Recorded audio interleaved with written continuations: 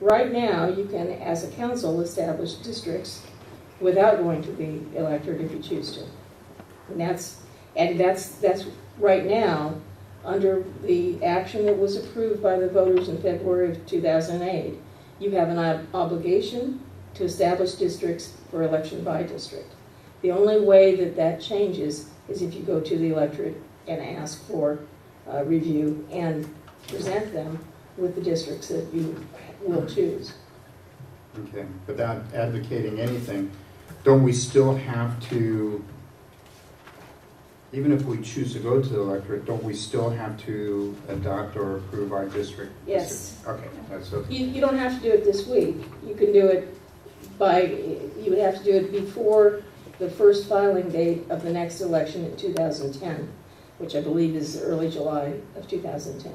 So if you decide not to go to the voters, you don't have to make a decision on districts now. If you do want to go to the voters, our recommendation would be go as soon as possible so that whatever the determination is can be dealt with prior to the 2010 election cycle. And we do tend to recommend that you adopt, if you're going back to the voters on what system to use, we do recommend that you adopt your district boundaries before that so that the voters have something concrete. Yeah. You know, in the first election, they're voting on districts as an idea. It's nice to give them the district so they know exactly what they're voting for instead of an idea. It's not only nice; it's a legal requirement. Yeah, if you put districts on the ballot as one of the options, yes. If you put districts on the ballot, you have to show the public what the districts are. That's one of the ironies: is that if you were an existing city and you wanted to change to by or from districts, you would be required to pick those districts and ask the public, "Do you approve this package?"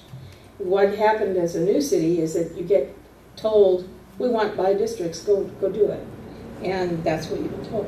One thing I might add, if Julie does a great job of presenting this. If you want to really get confused, read the codes themselves. When we do this with most jurisdictions, they actually bring in a special counsel. You happen to luck out, and Ms. Biggs in having someone that really knows this stuff. And actually in the Rupert Community Service District, they brought her in as the special counsel. We didn't luck out, we chose, that was one of our criteria.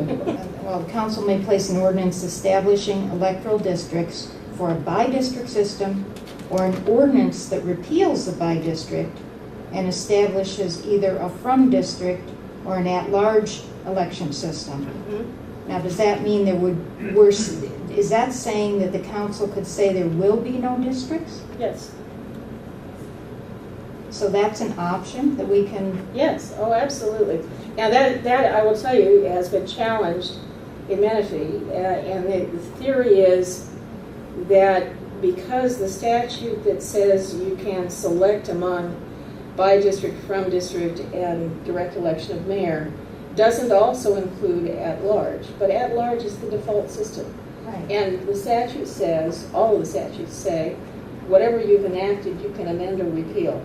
So if you repeal the by-district choice, you automatically default to at large. Now what we would be proposing is an ordinance in that case. And there's also a misnomer with regard, and part of the legal challenge that is discussed as well. The decision to go by-district or at large didn't include an ordinance, so somehow it can't be repealed. And that's simply not the case. So, or at least in this court of law, that's not the case. Because the whole idea of ballot measures, and particularly putting ballot measures on by the council or by an initiative process, is a very protected process. And you can do virtually anything that is a policy determination. And the election by district is a legislative act, and it can be done by the council, it can be done by the electorate through the petition process. So either of those is workable, and it's been done. So in looking at all the information and all the plans, what effect does by-district council have realistically? Because it doesn't matter whether you're by-district, at large, not at large, but the different districts and the way you can vote. We still have one budget. All our votes are for our community as a whole. because what affects one part of the community affects, most of our issues affect the whole community. We have regional roads, 2 regional roads or 3 running through the community. How do you divide up decisions on that? The budget's not going to be divided into districts, into money for districts. So I understand why the Supreme Court did what they did, because if you tried to take the elements of this and apply it to our community, you'd come up with NA, NA, NA on almost everything except population. But what application does that have to the decisions we make as a council? We voted to become a city for cohesiveness. We've brought that up time and time again, cohesiveness. When I vote, I think about the whole community. And I don't understand how this makes that,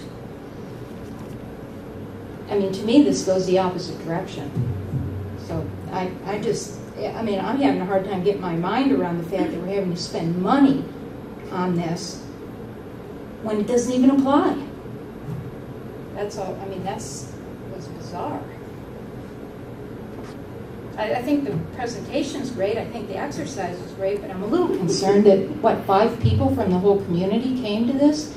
And if it goes out for a vote again, are they going to be any better educated? I commend the people that have come to the council meetings and attended these.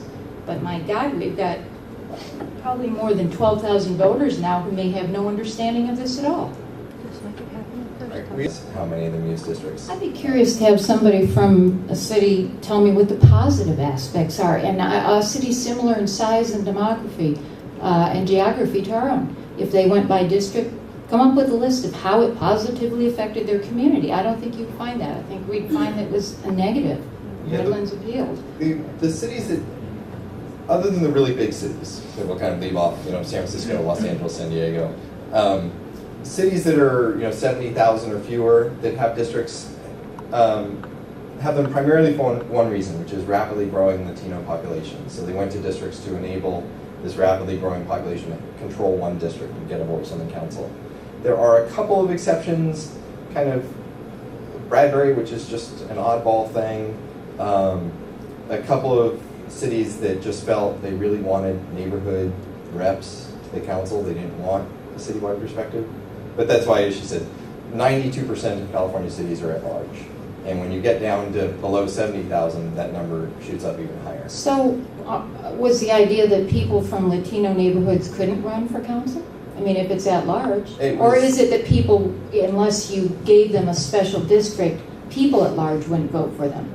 It gets into the legal issues. Most of them were either lawsuits or threatened lawsuits that led to it, and racially polarized voting, and they felt that there was discrimination. So if you give them a district with their peers, that gives them the advantage of being assured of getting into office. Was that the thinking? Yeah, to use the old saying of across the tracks.